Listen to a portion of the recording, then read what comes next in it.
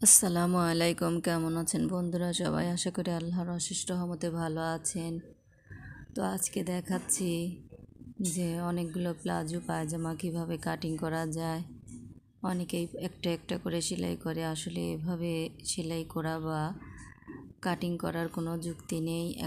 আপনারা যখন অনেকগুলো পায়জামা এক মাপের পাবেন তখন ঠিক একইভাবে আমার মতো করে কাটিং করে নিতে পারবেন। একই মাপের পায়জামা একটা একটা করে সব কাপড় সমান করে আমরা পেতে নিব। আমি যখন সবগুলো কাপড় একবারে সমান করে পেতে নেওয়ার পরে আমি মাপ ধরে মাপ অনুযায়ী আঁকার পরে আমি কাপড়গুলো কেটে নেই। তো এভাবেই আসলে কাজ আগাতে হয়। একটা একটা করে কাজ করলে তো কাজ আগানো সম্ভব হয়ে ওঠে না।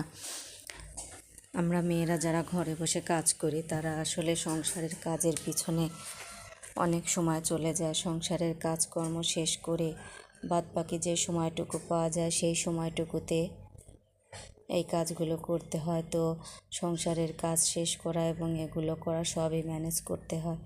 এই ম্যানেজ করতে গিয়ে সব কিছুই একটু টেকনিক করে চললে কাজ দ্রুত হয়ে যায়। এভাবে আমি সবগুলো কাপড় একসঙ্গে ফেলে নিচ থেকে, যেহেতু মোটা মানুষ তাই একটু নিচ থেকে অল্প একটু কাপড় কেটেছি শুধু কলিটা বের করার জন্য, আর বাদ বাকি সবটুকু কাপড়ে আমার লেগে গেছে। তো দেখুন আমি এক এক করে কিন্তু সবগুলো কাপড় একবারে কেটে নিয়েছি। আপনারা ইচ্ছা করলে এভাবে সবগুলো কাপড় একবারে ফেলে কেটে নিতে পারেন।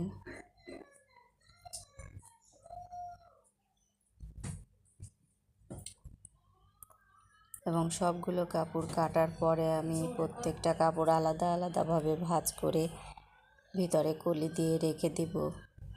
সবগুলোর নিচে এভাবে চিকন করে সেলাই হবে এবং উপরের দিকে ইলাস্টিক হবে।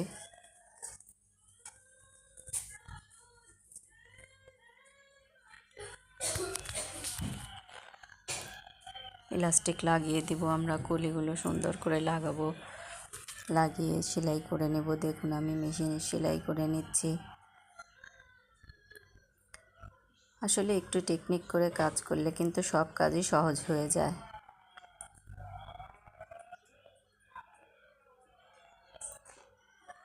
ইচ্ছা করলে মা বোনেরা ঘরে বসে অনেক কাজই করতে পারে।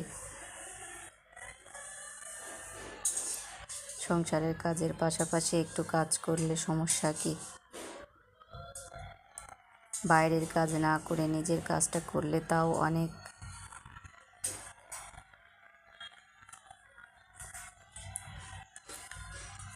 এভাবে আমরা যখন নিজের কাজ করি, নিজের কাজগুলো নিজে করতে গেলে খুব ভালো লাগে।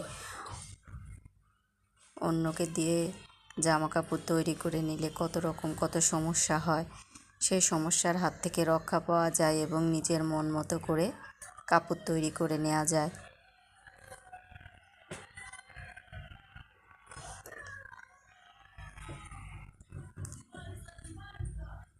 আমি খুব অল্প সময়ে কাপড়গুলো কেটেছি এবং মেশিনে সেলাইও করে নিয়েছি, যেগুলো আপনাদেরকে এখন দেখাচ্ছি।